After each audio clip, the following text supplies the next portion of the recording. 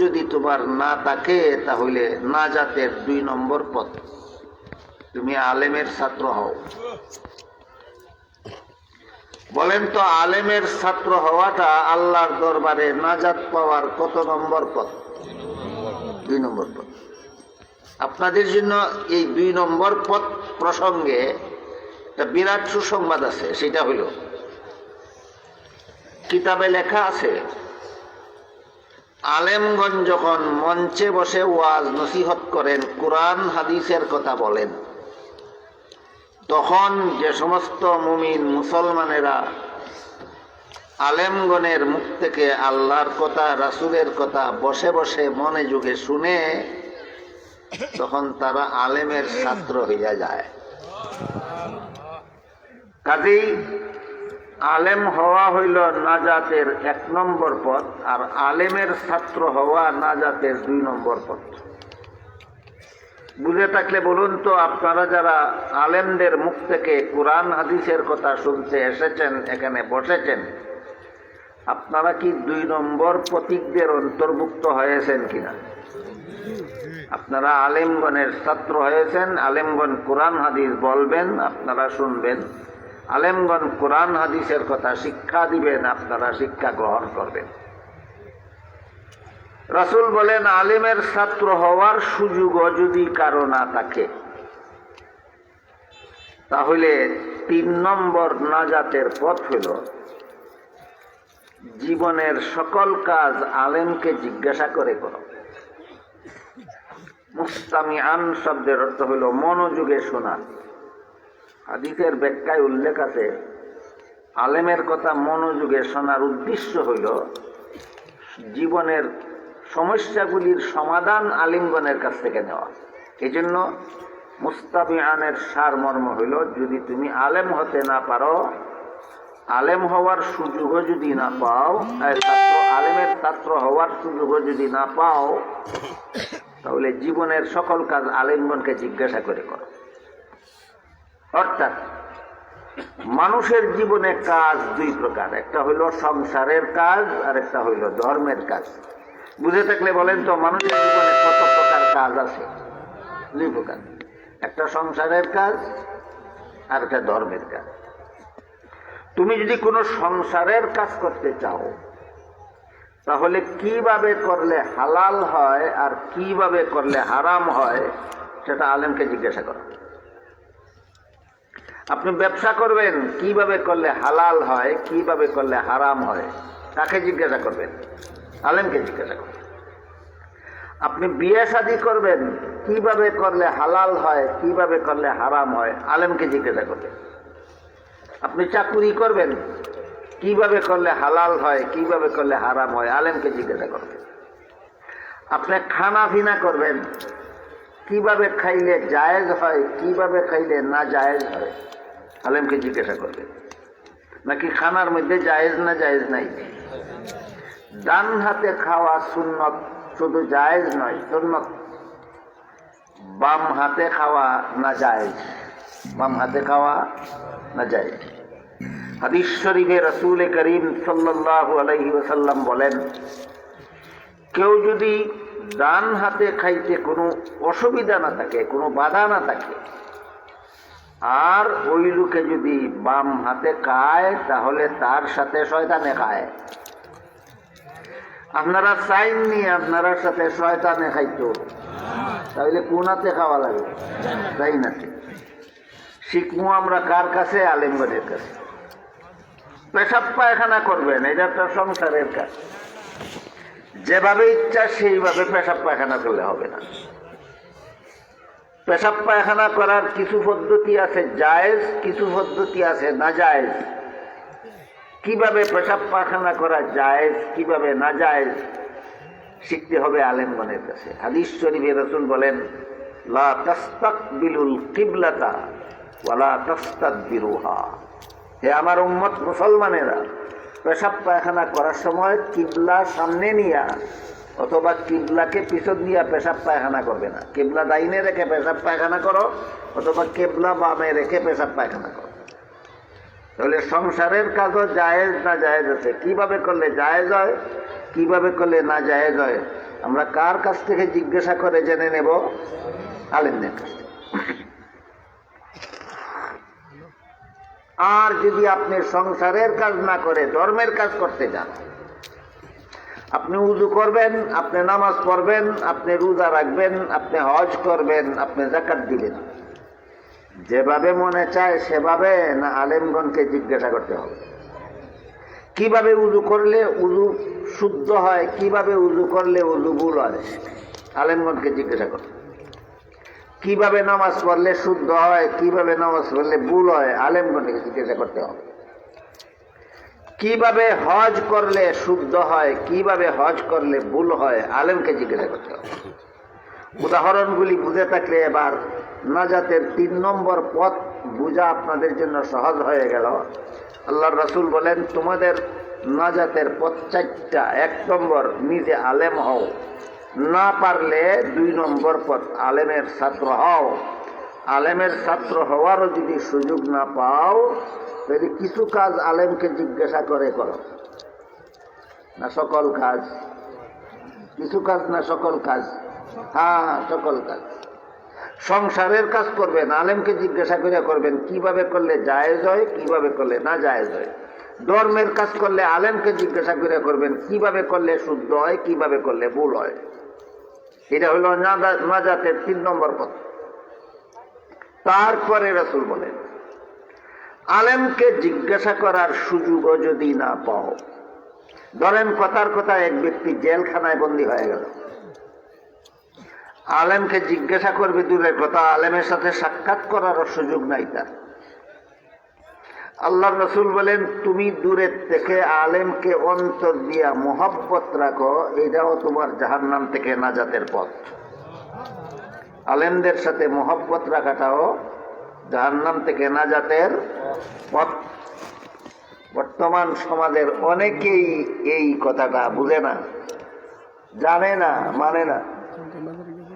বর্তমান সমাজে অনেক মানুষ এমন পাওয়া যায় যারা আলেমগণ যখন কোরআনের কথা বলেন, হাদিসের কথা বলেন, আল্লাহর কথা বলেন, রাসূলের কথা বলেন, সেই কথা যদি কারো প্রবৃত্তির বিরুদ্ধে যায়, তার মনে চায় একটা কাজ করতে, কিন্তু কোরআন এর বিরুদ্ধে যায়, তখন ওই শুরু করে আলেমগণের সমালোচনা।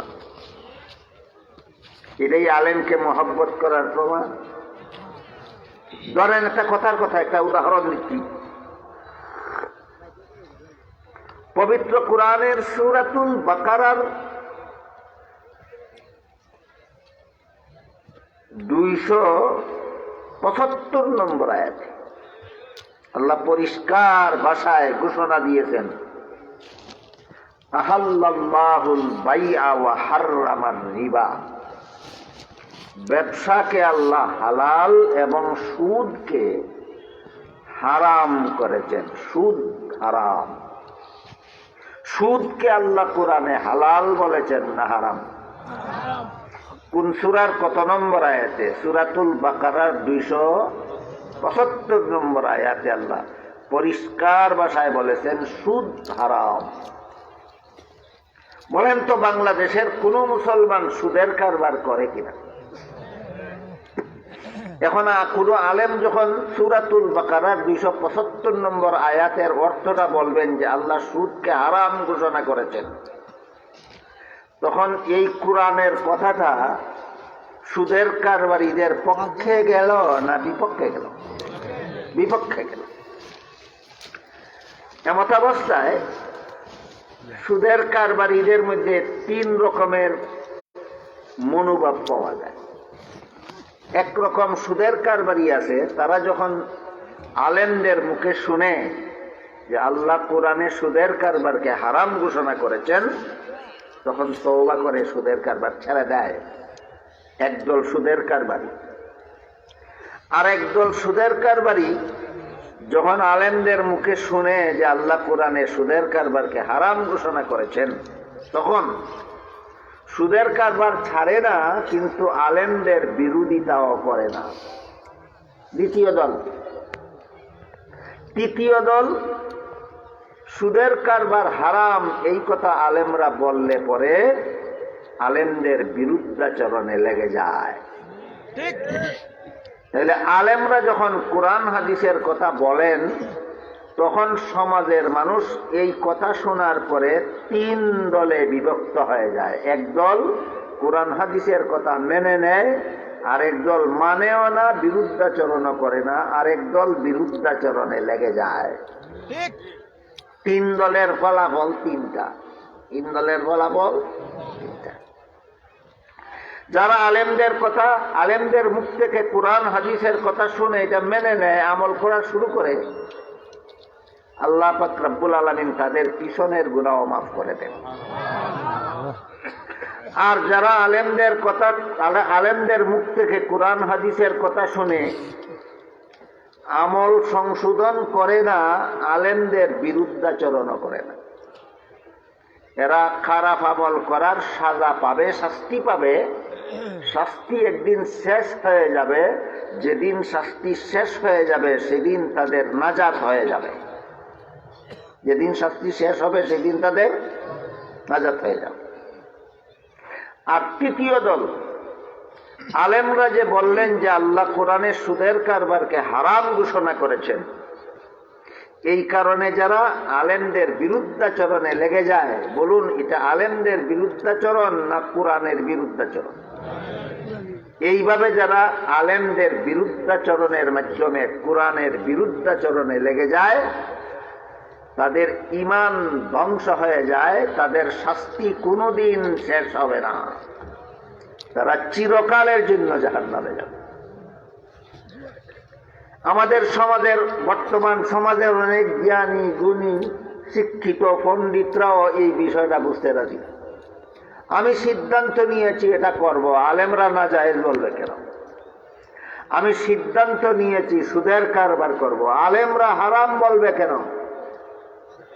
মানবে দূরের কথা, নীরব থাকবে দূরের কথা, আরো পাল্টা আলেমদের সমালোচনায় লেগে যায়। এই কথাটা মনে রাখেন।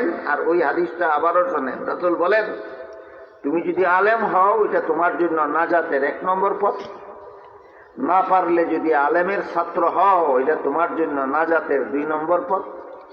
ছাত্র হওয়ারও সুযোগ যদি না পাও তাহলে জীবনের সকল কাজ যদি আলেমকে জিজ্ঞাসা করে করে করো তাহলে এটা তোমার জন্য নাজাতের 3 নম্বর পথ।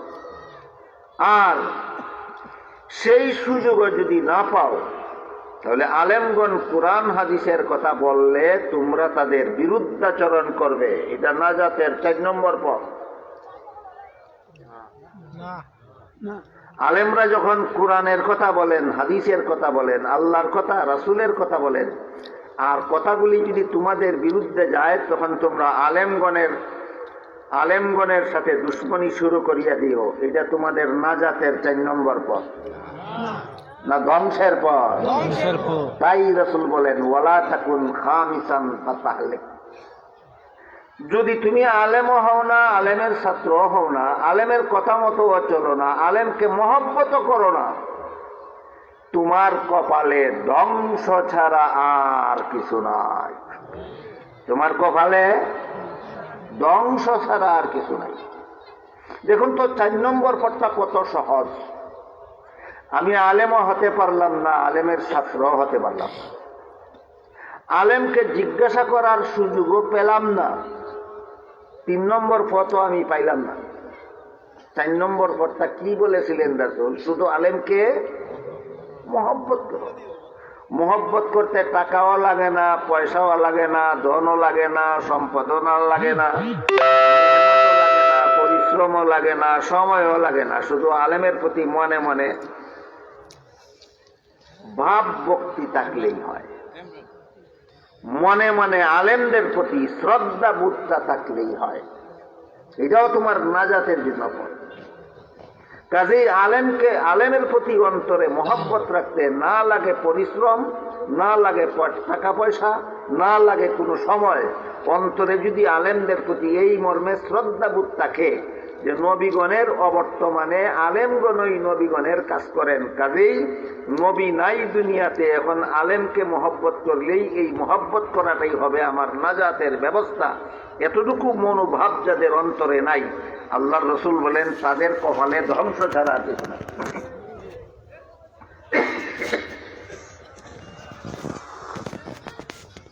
তাহলে ইসলামের যাবতীয় বিধিবিধান বলে দেওয়া আলেমগণের দায়িত্ব, আর ইসলামের বিধিবিধান আলেমগণের কাছ থেকে শুনে সেই অনুপাতে জীবনযাপন করা সর্বস্তরের মুসলমানগণের দায়িত্ব।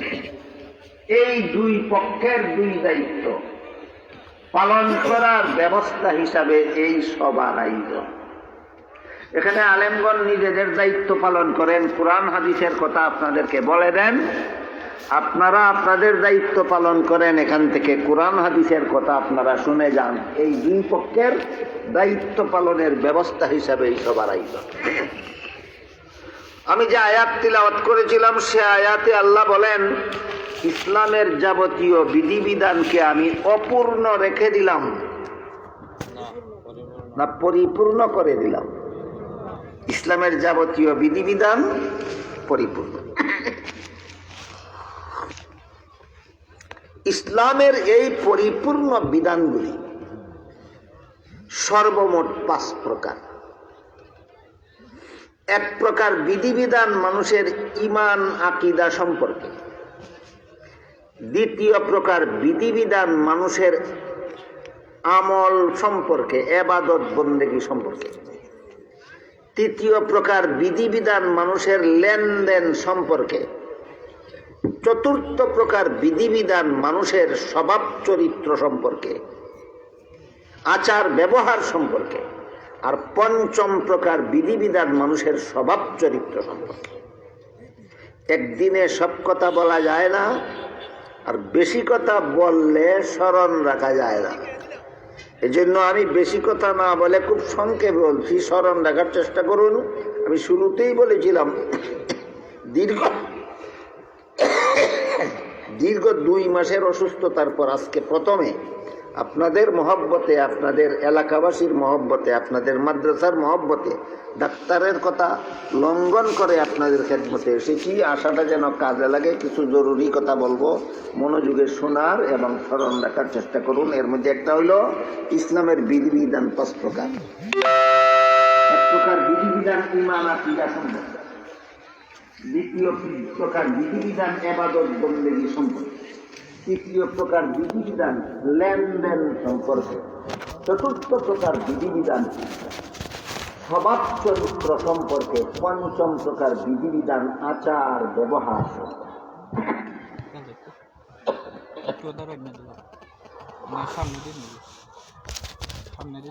এর মধ্যে প্রথম প্রকার বিধিবিধান হইল ঈমান আকীদা।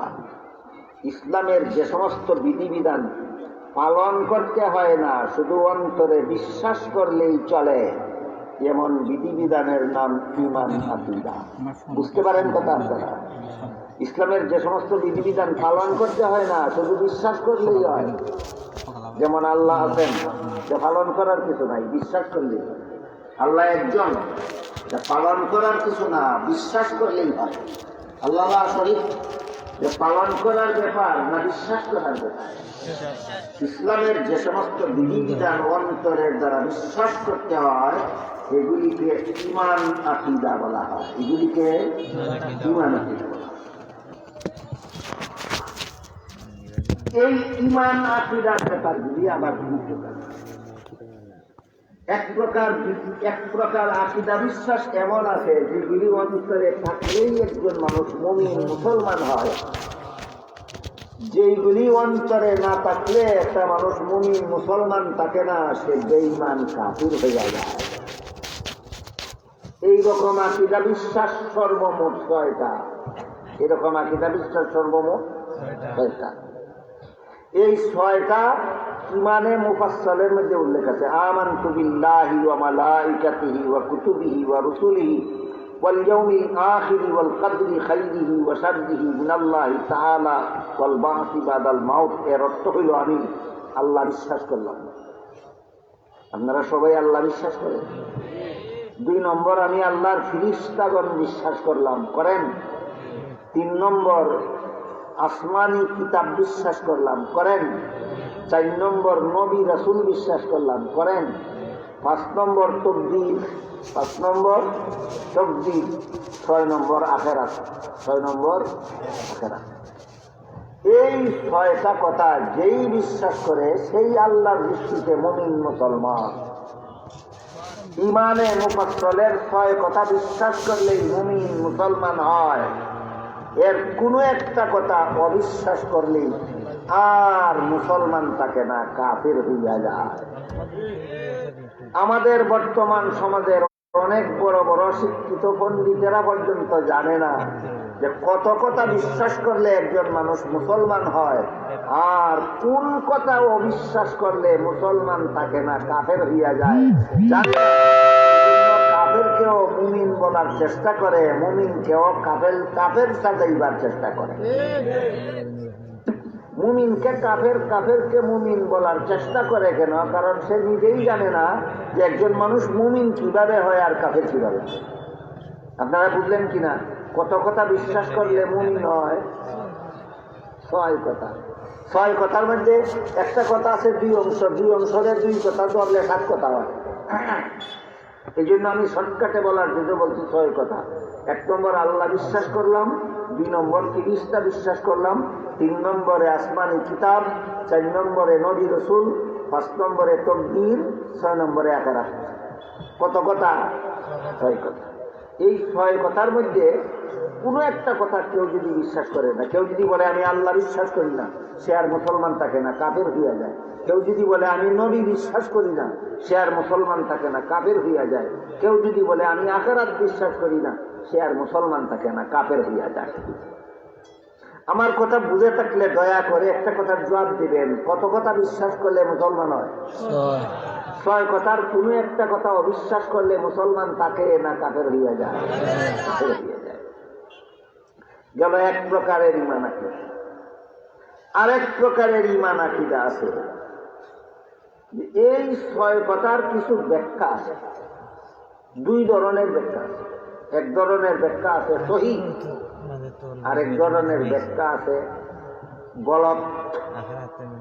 আমার কথা বুঝে থাকলে বলুন তো, আপনারা 6 কথা গলত ব্যাখ্যা মতো, ভুল ব্যাখ্যা মতো বিশ্বাস করবেন না শুদ্ধ ব্যাখ্যা মতো? তাহলে 6 কথার 2 রকম ব্যাখ্যা আছে। কিছু ব্যাখ্যা আছে ভুল ব্যাখ্যা, কিছু ব্যাখ্যা আছে সহিহ ব্যাখ্যা। কথা বুঝতে পারতেছেন আপনারা? 6 কথাকে যারা সহিহ ব্যাখ্যা মতো বিশ্বাস করে এরা সহিহ মুসলমান, খাঁটি মুসলমান, নির্ভেজাল মুসলমান। এদের নাম আহলে সুন্নাত ওয়াল জামাত। ইমানে মুফাসসলের 6 কথা যদি সহিহ ব্যাখ্যায় বিশ্বাস করে তাইলে তারে নির্ভেজাল মুসলমান কয়, তার পরিচয় হয় আহলে সুন্নাত ওয়াল জামাত। আর 6 কথার কোনো কথা যদি মন গড়া ব্যাখ্যা মতো বিশ্বাস করে তাইলে সে নির্ভেজাল মুসলমান থাকে না, সে হয় মুসলমান নামের ভেজাল। বলুন, ভুল ব্যাখ্যা মতো 6 কথা বিশ্বাস করলে মুসলমান নির্ভেজাল মুসলমান থাকে না মুসলমান নামের ভেজাল? মুসলমান নামের ভেজাল। আমিও অসুস্থ, আপনারাও অতিষ্ঠ কিনা জানি না। যদি তা না হইতো তাইলে আমি পরিষ্কার ভাবে আপনাদের বলে দিতাম ভেজাল মুসলমান কে কে আছে সময়। তারপরও বিস্তারিত বলতে না বললো ইঙ্গিত করব, আমি আওয়াজে কিছু বলার চেষ্টা করব, আপনারা বুঝলে টের পাবেন এই সমাজে নির্ভেজাল মুসলমান কে কে আছে আর ভেজাল মুসলমান কে কে আছে। ইমানে মুফাসসলের 6 কথা যদি শুদ্ধ ব্যাখ্যা মতো বিশ্বাস করে তাহলে কেমন মুসলমান? নির্ভেজাল মুসলমান। আর ইমানে মুফাসসলের 6 কথা যদি মন গড়া ব্যাখ্যা মতো বিশ্বাস করে, ভুল ব্যাখ্যা মতো বিশ্বাস করে, তাহলে নির্ভেজাল মুসলমান না, মুসলমান নামের ভেজাল। এইটুকু বুঝলেন তো? যারা ইমানে মুফাসসলের 6 কথা সহিহ ব্যাখ্যা মতো বিশ্বাস করে এরা কেমন মুসলমান? খাঁটি মুসলমান, নির্ভেজাল। এদের পরিচয় এরা আহলে সুন্নাত ওয়াল জামাত। এদের পরিচয় এরা আহলে সুন্নাত ওয়াল জামাত। এখন যদি জানেই না কোনটা সহি ব্যাখ্যা আর কোনটা মন গড়া ব্যাখ্যা, তো সে নিজে নির্ভেজাল মুসলমান না নিজেই বেজাল, এটাই তো বলবে না। আমি যদি জানি না কোন ব্যাখ্যাটা সহি আর কোন ব্যাখ্যাটা ভুল, তাহলে আমি নিজেই নির্ভেজাল মুসলমান না বেজাল মুসলমান, আমি নিজের বিচারিত নিজে করতে পারবো না। অন্যজনের বিচারের কথা আজকে বাদ দেই, নিজের বিচার যেন নিজে করতে পারি। আমি যেন নিজে বুঝতে পারি আমি নির্ভেজাল মুসলমান না আমি একটা মুসলমান নামের বেজাল, নিজের ব্যাপারটা যেন মীমাংসায় বুঝতে পারি। এই জন্য এক দুইটা উদাহরণ দিতেছি। যে 6 কথা বিশ্বাস করে আমরা মুমিন মুসলমান হইলাম, এই 6 কথার প্রথম কথা হইল আমি আল্লাহ বিশ্বাস করলাম, 2 নম্বর ফিরিস্তা বিশ্বাস করলাম, 3 নম্বরে আসমানি কিতাব বিশ্বাস করলাম, 4 নম্বরে নবী রসুল। বলুন তো নবী রসুলের বিশ্বাস কত নম্বর? 4 নম্বর। এই নবী রসুল সম্পর্কে কিছু ব্যাখ্যা আছে সহি, কিছু ব্যাখ্যা আছে গলত। আমাদের সমাজে কিছু মুসলমান নবী রসুল বিশ্বাস করে সহি ব্যাখ্যা মতো, কিছু মুসলমানে নবী রসুল বিশ্বাস করে মন গড়া ব্যাখ্যা মতো। আরো বড় আশ্চর্যের ব্যাপার হইল, যারা মন গড়া ব্যাখ্যা মতো নবী বিশ্বাস করে তারাই নিজেদেরকে নিজেরা আকাশ ছটা চিৎকার দিয়া সুন্নি বলে প্রচার করে। আমার এতক্ষণের কথা বুঝে থাকলে বলুন, মন গড়া ব্যাখ্যা মতো নবী মানলে সুন্নি হয় না সহি ব্যাখ্যা মতো নবী মানলে সুন্নি হয়? তুমি যে সুন্নি দাবি করো, তুমি নবী কেমনে বিশ্বাস করো? সহি ব্যাখ্যা না মন গড়া ব্যাখ্যা পাইলা কোথায়? এটার কোনো খবর নাই, বস চিল্লানি হইল কথা আমি শুনি। সুন্নি কি চিল্লাইলে হয় না সহি ব্যাখ্যা মতো নবী মানলে হয়? সহি ব্যাখ্যা মতো নবী মানলে হয়। নবী মানাটা 6 কথার কত নম্বর কথা? 4 নম্বর। 1 নম্বরে আল্লাহ বিশ্বাস, 2 নম্বরে ফিরিস্তা বিশ্বাস, 3 নম্বরে কোরআন বিশ্বাস, আসমানি কিতাব, 4 নম্বরে নবী রসুল। নবী রসুল সম্পর্কে কিছু ব্যাখ্যা আছে সহি, কিছু ব্যাখ্যা আছে গলত, মন গড়া। 2-1টা উদাহরণ দিয়ে শুনেন। নবী রসুল সম্পর্কে 1 নম্বর সহি ব্যাখ্যা হইল, হযরত আদম আলাইহিস সালাম থেকে নিয়ে মুহাম্মদুর রাসূলুল্লাহ সাল্লাল্লাহু আলাইহি ওয়াসাল্লাম পর্যন্ত সমস্ত নবী রাসূলগণ আজীবন বেগুনাহ। কতদিনের বেগুনাহ?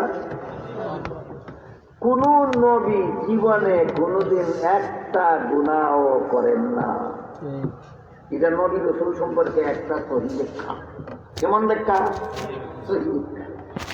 এখন যদি কেউ মনে করে অমুক নবী অমুক গুনাহ করেছিলেন, তাহলে সহি ব্যাখ্যা মতো নবী মানল না মন গড়া? নবী কয় গুনাহগার আর নিজের কয় যদি সুন্নি, খাঁটি সুন্নি না বেদাল সুন্নি? খাঁটি সুন্নি না, এটা বেদাল সুন্নি।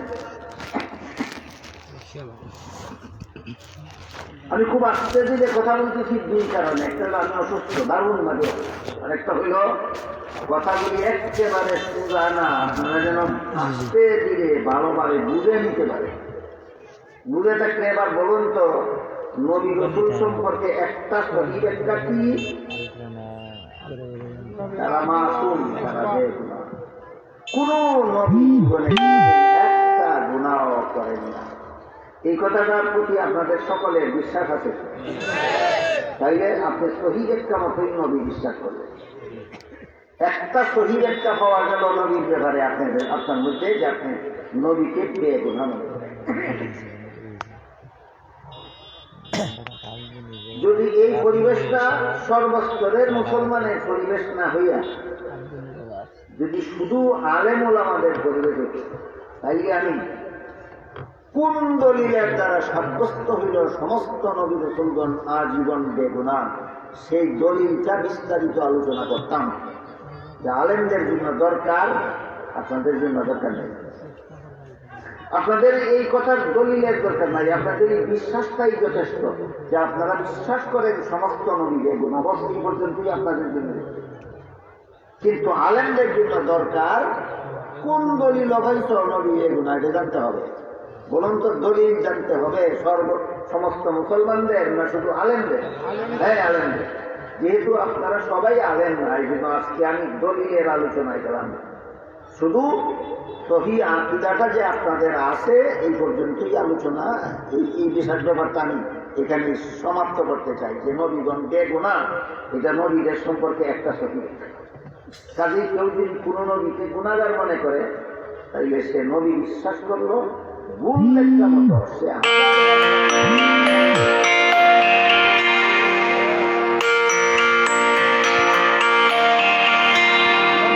নম্বর সহি ব্যাখ্যা হইল তারা বেগুনা, জীবনে কোন নবী কোনদিন গুনাহ। এবার শুনুন 2 নম্বর সহি ব্যাখ্যা। হাদিস শরীফে রাসূল করিম সাল্লাল্লাহু আলাইহি ওয়াসাল্লাম বলেন, আল আমবিয়াউ আহইয়াউন ফি কুবুরিহিম। নবী রাসূলগণকে দাফন করার পর আল্লাহ তাদেরকে জীবিত করে দেন। তারপরে কিয়ামত পর্যন্ত সমস্ত নবীগণ যার যার রওজা শরীফের ভিতরে জীবিত অবস্থায় থাকে। প্রথম ব্যাখ্যাটাকে আহলে সুন্নাত ওয়াল জামাতের পরিভাষায় কিসমতে আম্বিয়া বলা হয়, আর দ্বিতীয় ব্যাখ্যাটাকে আহলে সুন্নাত ওয়াল জামাতের পরিভাষায় হায়াতুন নবী বলা হয়। নবীদের রওজা শরীফের ভিতরে জীবিত, এটার নাম হায়াতুন নবী। এই আকীদাটার নাম হায়াতুন। আমি জানি না আপনাদের কার কি আকীদা, একটু দয়া করে বলবেন তো। আপনাদের আকীদা বিশ্বাস কি? মুর্দা নবী না জিন্দা নবী? জিন্দা অবস্থায় দাফন করা হয়েছে না দাফন করার পরে নবীকে জিন্দা করা হয়? দাফন করার পরে নবীকে জিন্দা করা হয়। বর্তমানে যত নবীকে দাফন করা হয়েছে সমস্ত নবী যার যার রওজা শরীফের ভিতরে জিন্দা আছেন। এটা নবী সম্পর্কে 2 নম্বর সহি ব্যাখ্যা। কেউ যদি মনে করে নবী রওজা শরীফে মরা আছেন তাহলে সে মন গড়া ভুল ব্যাখ্যা মতে নবী মানল। 1000 বার নিজেকে সুন্নি দাবি করলেও সুন্নি হতে পারবে না। তাহলে দাবির দ্বারা সুন্নি হয় না 6 কথার সহি ব্যাখ্যা মানলে সুন্নি হয়? 6 কথার সহি ব্যাখ্যা। আজকে তো সব কথার আলোচনা হবে না, শুধু 4 নম্বর কথার আলোচনা হবে। 4 নম্বর 6 কথার 4 নম্বর কথা হইলে আমি নবী বিশ্বাস করি। নবী বিশ্বাস করি মন গড়া ব্যাখ্যা মতো না সহি ব্যাখ্যা মতো? নবী সম্পর্কে 1 নম্বর সহি ব্যাখ্যাটা কি? আজীবন বেগুনা মাসুম। নবী সম্পর্কে 2 নম্বর সহি ব্যাখ্যাটা কি? নবী দাফন করার পরে আল্লাহ নবীকে জিন্দা করে দিয়েছেন, কিয়ামত পর্যন্ত জিন্দা অবস্থায় থাকবে। 2 নম্বর সহি ব্যাখ্যা হইল নবী রাসূল সম্পর্কে। আমাদের সমাজে যথেষ্ট মুসলমান গজাইতেছে আজকাল, যারা বলে নবী মুর্দা। নবীকে মুর্দা আছেন রওজা শরীফে, এই কথা বিশ্বাস করলে নির্বেজাল মুসলমান হবে না, সে হবে মুসলমান নামের বেজাল। সে কখনো আহলে সুন্নাত ওয়াল জামাত হতে পারবে না। নবী রাসূল সম্পর্কে 3 নম্বর সহি ব্যাখ্যা। এবার কত নম্বর? আগের 2টা ভুলে যাবেন না। বলেন তো, নবী রাসূল সম্পর্কে 1 নম্বর সহি ব্যাখ্যাটা কি? বেগুনা। 2 নম্বর সহি ব্যাখ্যা দাফন করার পরেই জিন্দা, দাফন করার পর থেকেই জিন্দা। এগুলো নবী রাসূল সম্পর্কে 2 নম্বর সহি ব্যাখ্যা। নবী রাসূল সম্পর্কে 3 নম্বর সহি ব্যাখ্যা হলো আল্লাহর রাসূল বলেন, আল আমবিয়াউ আহইয়াউন ফি কুবুরিহিম। জিন্দা হয়ে রওজা শরীফের ভিতরে থাকেন, বের হয়ে আসেন না। কি বলেন? জিন্দা হয়ে বের হয়ে আসেন না ভিতরে থাকেন? আপনাদের নবীকে দাফন করা হয়েছে কোথায়? মক্কা শরীফে না মদিনা শরীফে? দাফন করার পরে বের হয়ে বৈঠাখাল মাদ্রাসার সবাই আসেন না রওজা মদিনার রওজা শরীফের ভিতরে থাকেন? এটা সহিহ ব্যাখ্যা। আল্লাহ রাসূল সহিহ হাদিসে বলেছেন নবী জিন্দা হয়ে রওজা শরীফের ভিতরে থাকেন, বের হয়ে আসেন না। কেউ যদি বিশ্বাস করে নবী আমার অনুষ্ঠানে আসেন, তাহলে সে মন গড়া ব্যাখ্যা মতে নবী মানে, সে আর যাই কিছু হোক আহলে সুন্নাত ওয়াল জামাত হতে পারে না।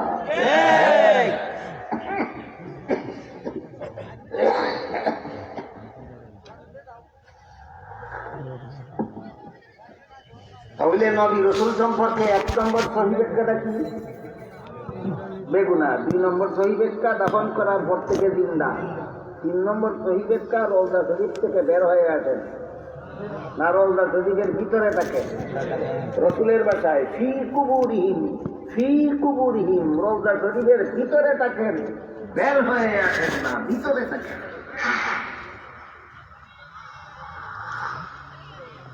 আরেক হাদিসে রাসূল করিম সাল্লাল্লাহু আলাইহি ওয়াসাল্লাম বলেন, আল্লাহ পাক রব্বুল আলামিন সমস্ত জগৎ জুড়ে অগণিত ফেরেশতার বাহিনী মোতায়েন করে রেখেছেন। যে কোনো যুগে, যে কোনো দেশের, যে কোনো উম্মতে আমার নামে দুরূদ সালাম করবে, তার দুরূদ সালাম আমার রওজা শরীফে পৌঁছায় দেওয়া। এমনকি হাদিসের ব্যাখ্যায় উল্লেখ আছে, আপনাদের সালাম ফেরেশতা যে নবীর রওজা শরীফে পৌঁছাইয়া দেন, আপনার নাম, আপনার ঠিকানা, আপনার বাবার নাম,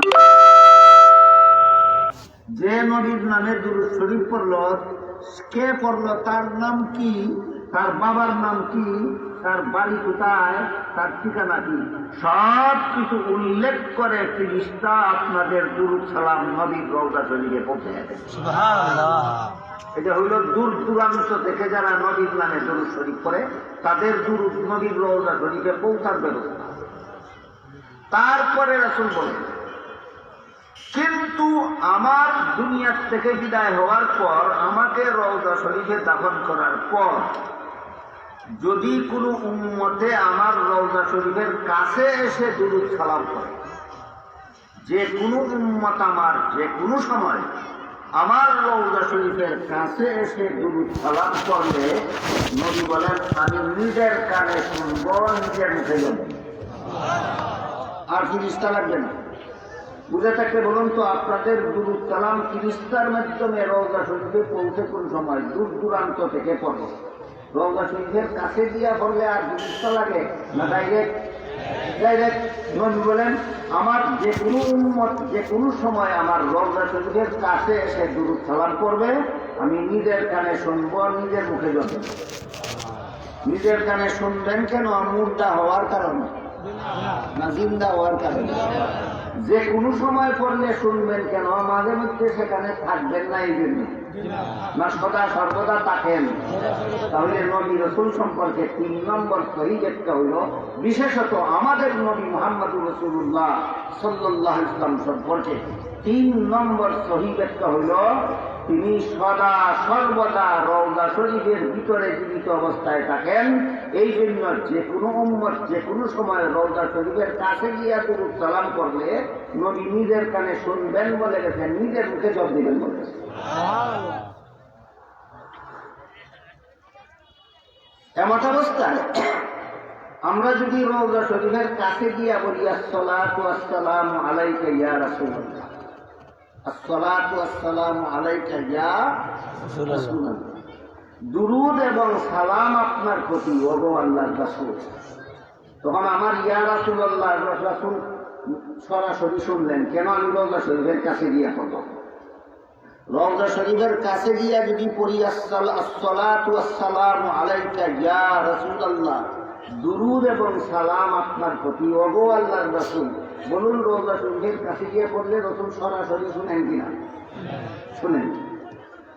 আর দূর দূরান্ত থেকে যদি দুরূদ সালাম করি তাইলে রাসূল ডাইরেক্ট শুনেন না ফেরেশতাগণের মাধ্যমে পাইয়া থাকেন? ফেরেশতাগণের মাধ্যমে পাইয়া থাকেন। এমত অবস্থায়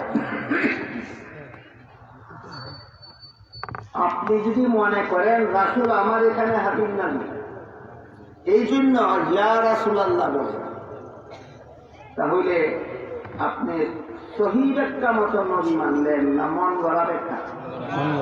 মন গড়া ব্যাখ্যা মতো নবী মানলে সুন্নি হয় না, মন গড়া ব্যাখ্যা মতো নবী মানলে আহলে সুন্নাত ওয়াল জামাত হয় না। নবী আপনার এখানে আসেন না, নবী রওজা শরীফের ভিতরে থাকেন। দূর দূরান্ত থেকে দুরূদ সালাম করলে নবী সরাসরি শুনেন না, ফেরেশতাগণের মাধ্যমে দুরূদ সালাম নবী রওজা শরীফে পৌঁছাইয়া দেওয়া হয়। এই কথাগুলি সহিহ হাদিসে নবী বলে গেছেন। আপনি যদি নবীর হাদিসের মাধ্যমে নবী সম্পর্কে যে ব্যাখ্যা পাওয়া গেল সেই ব্যাখ্যা যদি মানেন, আপনি নির্বেজাল মুসলমান, আপনি সত্যিকারের আহলে সুন্নাত ওয়াল জামাত।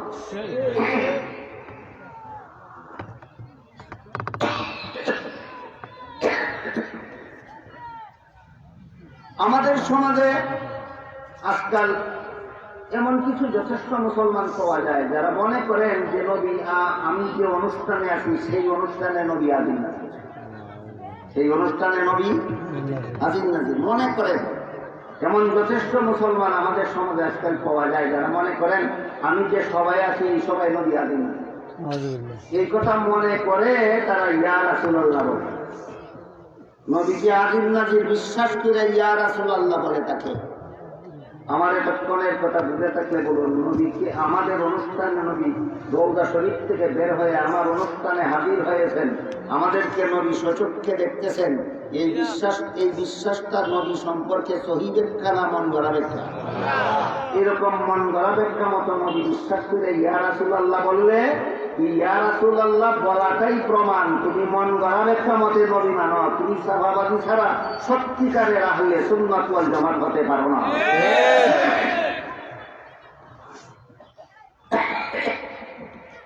হাজির নাজির কথার অর্থ কি? হাজির নাজির কথার মর্মার্থ হল সর্বত্র বিরাজমান, সর্বদর্শী, সবখানে আছেন, সবকিছু দেখেন। হাজির নাজির কথার অর্থ সবখানে আছেন, সবকিছু দেখেন, সবখানে আছেন, সবকিছু দেখেন। এই গুণ নবীর নয়, এই গুণ একমাত্র আল্লাহ। যা নবীর গুণ না আল্লাহর গুণ, যা নবীর গুণ না এটা আল্লাহর গুণ। নবীর গুণের কোনো অভাব আছে? আল্লাহর গুণ নবীরে দিতে হবে? নবীর গুণের কোনো অভাব আছে নাকি? নবীর তো গুণের কোনো অভাব নাই যে আল্লাহর গুণ কারাকারি করে নিয়ে নবীকে দিতে হবে। আল্লাহর গুণ আল্লাহরে দাও, নবীর গুণ নবীরে দাও। যেমন সহজ একটা উদাহরণ দিয়ে শুনুন। আপনাদের কারো জানা থাকলে বলুন তো, কিয়ামতের দিন শেষ বিচারের দিনের বিচারপতি কে? সুপারিশগার কে? সুপারিশগার নবী। বিচারক হইলেন আল্লাহ, আর সুপারিশগার হইলেন নবী। নবীরে বিচারক হইলে কেমন হবে? যদি বলে হাসরের মাঠের বিচারক নবী, কার গুণ কারে দিল? আল্লাহর গুণ নবীরে দিল। আল্লাহর গুণ নবীরে দিলে সুন্নি হয় না, মুশরিক হয়। আল্লাহর গুণ নবীরে দিলে সুন্নি হয় না, মুশরিক হয়। আপনারা যদি মনে করেন হাসরের মাঠে সুপারিশগার হইলেন আল্লাহ, আর বিচারক হইলেন নবী, তাইলে যে আপনারা মুশরিক হবেন এতে কোনো সন্দেহ না। তাইলে নবীর গুণ আর আল্লাহর গুণ একই না? নবীর গুণ আলাদা, আল্লাহর গুণ আলাদা? একটা উদাহরণ বলতে পারেন? আল্লাহর গুণ আলাদা, নবীর গুণ আলাদা, বুঝাবার জন্য একটা উদাহরণ বলতে পারেন। হাসরের মাঠে বিচারপতি হলেন আল্লাহ, আর নবী হলেন সুপারিশগার। নবীরে বিচারপতি বললে হবে না, আর আল্লাহরে সুপারিশগার বললে হবে না। সুপারিশগার এটা আল্লাহর গুণ না, এটা নবীর গুণ। আর হাসরের মাঠে বিচারক হওয়া এটা নবীর গুণ না, এটা আল্লাহর গুণ। পার্থক্য বুঝতে পারছেন?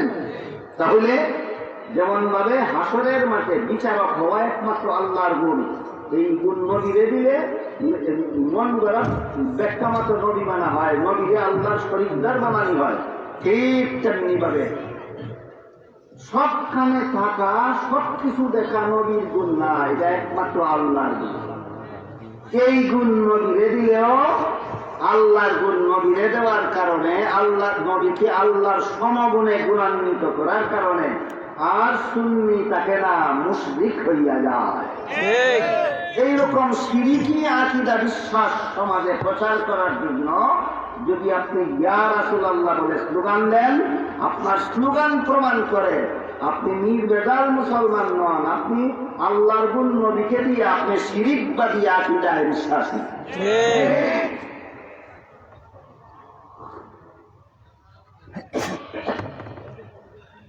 আপনাদের মধ্যে আমি আশা করি এমন কোন বোকা, এমন কোন ব্যাককল নাই যারা বলে যে গতকাল আল্লাহ বৈঠাকাল মাদ্রাসায় এসেছিল, আজকে সিলেট চলে গেছে, আগামীকাল আল্লাহ ঢাকা যাবেন, পরের দিন আল্লাহ যাবেন চট্টগ্রাম, তারপরের দিন চট্টগ্রাম থেকে ইন্টারন্যাশনাল ফ্লাইটে আল্লাহ চলে যাবেন আমেরিকায়।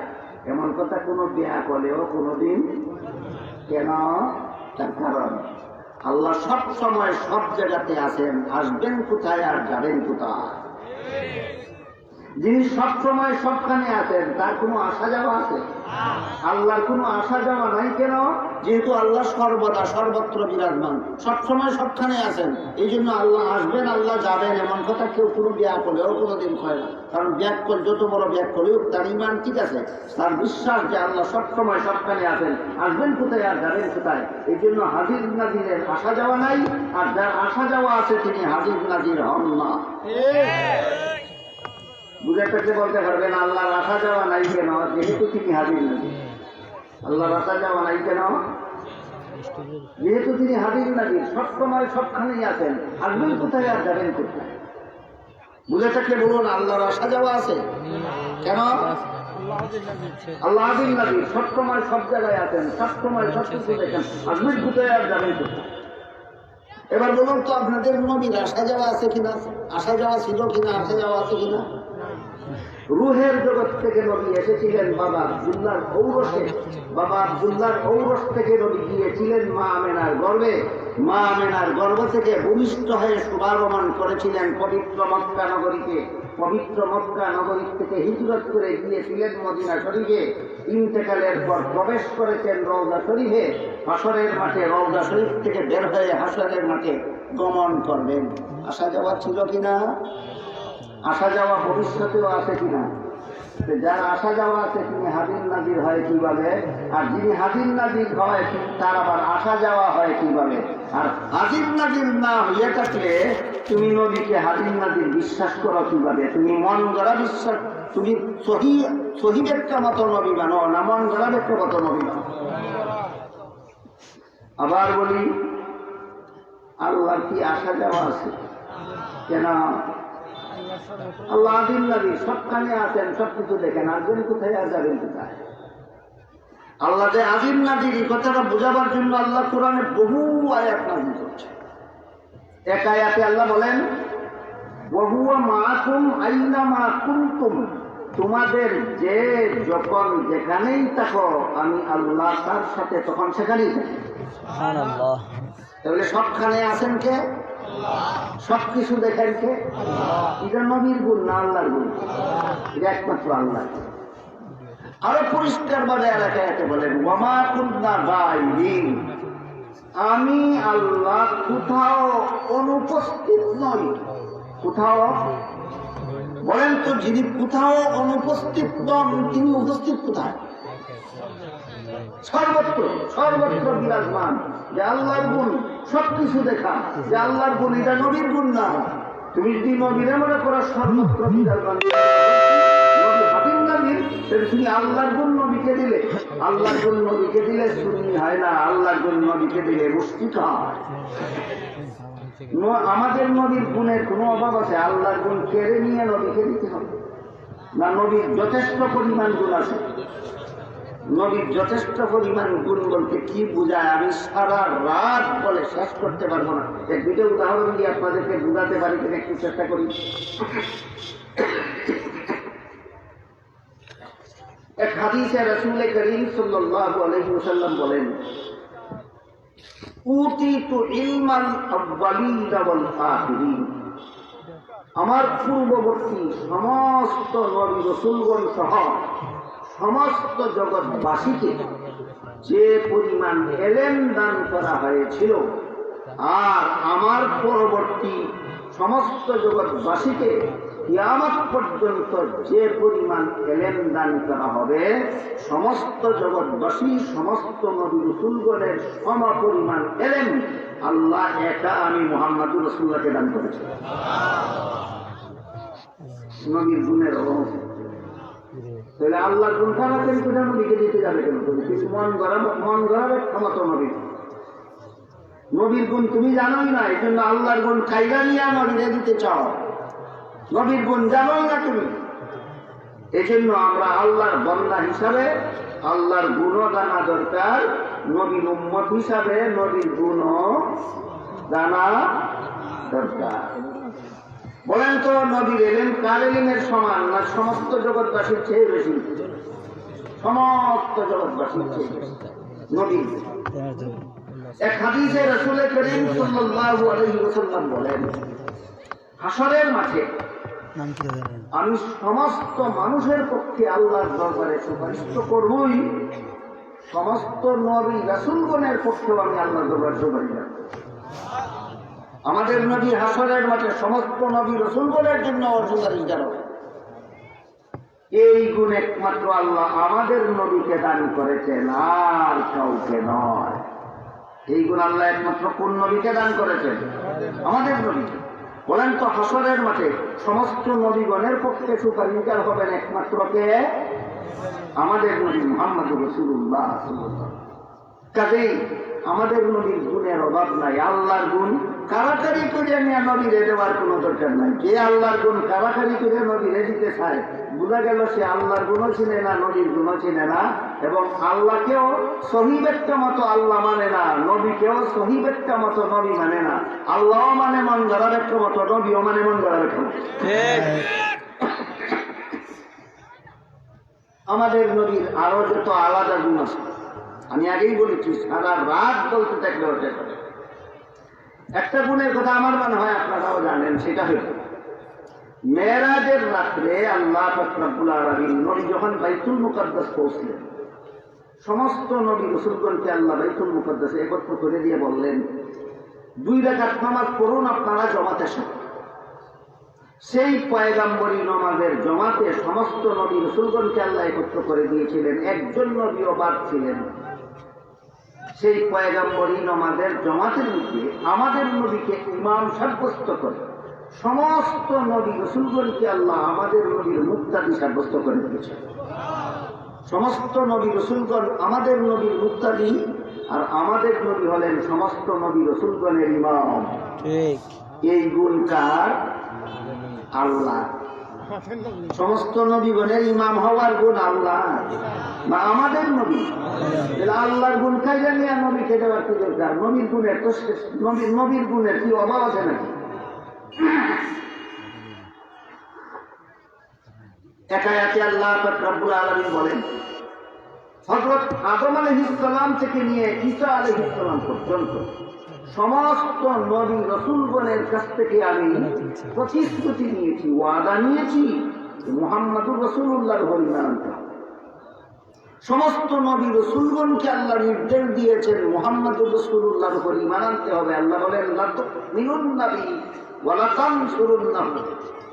মুহাম্মদুর রাসূলুল্লাহর উপর ঈমান আনা সমস্ত নবী রাসূলগণের উপর বাধ্যতামূলক করে দিয়ে আল্লাহ সমস্ত নবী রাসূলগণকে আমাদের নবীর উম্মত আর আমাদের নবীকে সমস্ত নবীগণের নবী বানায় দিয়েছেন। বলুন, সমস্ত নবীগণের নবী হওয়া এটা আল্লাহর গুণ না আমাদের নবীর গুণ? তাহলে আমাদের নবীর কি গুণের কোনো অভাব আছে? আল্লাহর গুণ কারাকারি করে নবীকে দিতে হবে? তাহলে নবীর গুণ আলাদা, আল্লাহর গুণ আলাদা। আল্লাহর যত আলাদা গুণ আছে এর মধ্যে একটা গুণ হইল হাতির নবী। একটা গুণ কি? হাতির নবী। সব সময় সবখানে আছেন, সবকিছু দেখেন, সব সময় সবখানে আছেন, সবকিছু দেখেন। এই গুণ নবীর নাই, এটা একমাত্র আল্লাহ। তুমি যদি বিশ্বাস করো নবী সবসময় সব কানে আছেন, সবকিছু দেখেন, এই বিশ্বাস করে যদি তুমি ইয়া রাসূলুল্লাহ বলো, তাহলে তুমি নবীকে আল্লাহর গুণে গুণান্বিত করেছো। আল্লাহর গুণে অন্য কাউকে গুণান্বিত করার নাম সুন্নিয়ত নয়। আল্লাহর গুণ সমগুণে আর কাউকে গুণান্বিত করার নাম শিরিক। এই সুন্নিয়তের নামে শিরিকবাজিতার থেকে আল্লাহ যেন নবীর উম্মত মুসলমানদেরকে হেফাজত করে। কথায় কথায় অনেক কথা বলে ফেললাম, কথা একটু লম্বা হয়ে গেল। আপনাদের বিরক্তির কারণ হয়ে থাকলে দুঃখিত হবেন না, মাফ করেন। বলেছিলাম ইসলামের বিধিবিধান 5 প্রকার: ঈমান, আকীদা, ইবাদত, বন্দেগী, লেনদেন, আচার ব্যবহার, স্বভাব চরিত্র। ইসলামের যাবতীয় বিধিবিধান কত প্রকার? 5 প্রকার: ঈমান, আকীদা, ইবাদত, বন্দেগী, লেনদেন, আচার ব্যবহার, স্বভাব চরিত্র। এর মধ্যে শুধু আজকে প্রথমটা সম্পর্কে কিছু আলোচনা হলো, ঈমান আকীদা সম্পর্কে কিছু আলোচনা হলো। ঈমানে মুফাসসালের 6 কথা বিশ্বাস করলে মুমিন মুসলমান হয়, আর এই 6 কথা সহিহ মতো বিশ্বাস করলে নির্ভেজাল মুসলমান হয়। নির্ভেজাল মুসলমানের নাম আহলে সুন্নাত ওয়াল জামাত। মন গড়া ব্যক্তির মতো আল্লাহ মানার নাম আহলে সুন্নাত ওয়াল জামাত নয়। মন গড়া ব্যক্তির মতো নবী মানার নাম আহলে সুন্নাত ওয়াল জামাত নয়। আল্লাহ মানতে হবে সহিহ ব্যাখ্যা মতো, ফেরেশতা মানতে হবে সহিহ ব্যাখ্যা মতো, কোরআন মানতে হবে সহিহ ব্যাখ্যা মতো, নবী রাসূল মানতে হবে সহিহ ব্যাখ্যা মতো, তাকদীর মানতে হবে সহিহ ব্যাখ্যা মতো, আখিরাত মানতে হবে সহিহ ব্যাখ্যা মতো। তবেই আমি নির্ভেজাল মুসলমান, আমার ঈমান নির্ভেজাল। আল্লাহ আপনাদের আমাদের সবাইকে নির্ভেজাল ঈমানের অধিকারী হওয়ার, নির্ভেজাল মুসলমান হওয়ার তৌফিক দান করুন। সবাই বলুন আমিন। সুবহানা রাব্বিকা রাব্বিল ইজ্জাতি আম্মা ইয়াসিফুন ওয়া সালামুন আলাল মুরসালিন ওয়া আলহামদুলিল্লাহি রাব্বিল আলামিন। সাবহল পাতা হোকা ছাত্র হল যাইবার রুমাল লইয়া মাদ্রাসার কালেকশনের লাগি মাদ্রাসা নদীর ঘর, যারা নদীর ঘর সাহায্য করলা স্বয়ং নদীরেই সাহায্য করলা, বদলা আল্লাহ একায় তখন যারা আল্লাহর দিনের কামে সাহায্য করে তারা আল্লাহরই সাহায্য করে। আপনারা সদকা করেন, দোয়া করবেন, দোয়া কবুল হবে। আপনারা যার তৌফিক পরিমাণ, যার তৌফিক পরিমাণ দেন, আল্লাহর কাছে দান করেন, বহুত মানুষের দান করবেন। আর আমাদের আজকের বিশেষ অতিথি রাবি বিন মুনির আমাদের মধ্যে পৌঁছে গেছেন। ইনশাআল্লাহ আমাদের বয়ান শুরু হয়ে যাবে। অলিপুরি সাহেবের দোয়ার পরেই রাবি বিন মুনিরের বয়ান শুরু হবে। কেউ উঠবেন না। যার যার পকেট থেকে যার তৌফিক পরিমাণ এই মাদ্রাসায় দান করে যান, সদকায়ে জারিয়া আল্লাহ দেন করে গেছেন। ইনশাআল্লাহ আল্লাহ বর্ধিত করে আপনাকে বলে বলে মাশাআল্লাহ। সবুজ মেয়ার জামান জামানদার পক্ষ থেকে, মা বাবা তার আত্মীয় স্বজন সবার পক্ষ থেকে ৫,০০০ টাকা আল্লাহ কবুল ফরমাও, মঞ্জুর ফরমাও। জান মালের মধ্যে খায়র আর বরকত নসিব ফরমাও।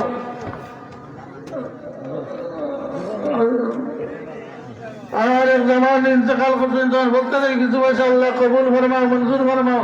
সবাই একটু বরকত করবো, আল্লাহ বরকত দান করবো।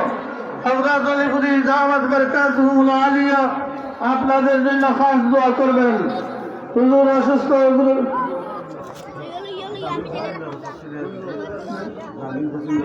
জামিল পছন্দের ৫০০ টাকা আল্লাহ কবুল ফরমাও, মঞ্জুর ফরমাও। জানো আল্লাহ বরকত আতা ফরমাও, নেক মকসুদ পুরা ফরমাও। বিদেশ যাওয়ার নিয়ত করছেন আল্লাহ কবুল ফরমাও। আল্লাহ যে নিয়েছেন আল্লাহ আপনি কবুল ফরমাও, মঞ্জুর ফরমাও। সরকারি খরচা মাশাআল্লাহ আলহামদুলিল্লাহ। কিছু পয়সা আল্লাহ কবুল ফরমাও, মঞ্জুর ফরমাও। নাজমা বেগম ১,০০০ টাকা আল্লাহ কবুল ফরমাও, মঞ্জুর ফরমাও। হাজি বাড়ি ফাতেমা বেগম ১০০ টাকা আল্লাহ কবুল ফরমাও, মঞ্জুর ফরমাও। বাচ্চা কাচ্চারা হেফাজত ফরমাও, দিন দুনিয়ার বলাই নসিব ফরমাও। আমিন ইয়া রাব্বাল আলামিন। মাশাআল্লাহ আলহামদুলিল্লাহ। আল্লাহ তাআলা ১,০০০ টাকা আল্লাহ কবুল ফরমাও, মঞ্জুর ফরমাও।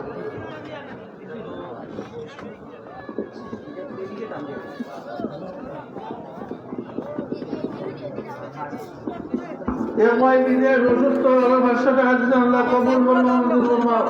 আমার বাইরে শিবা আজ্জাল্লাহ কামেলা নসিব ফরমাও। ইয়া আল্লাহ বিদেশি খলদের মহামারী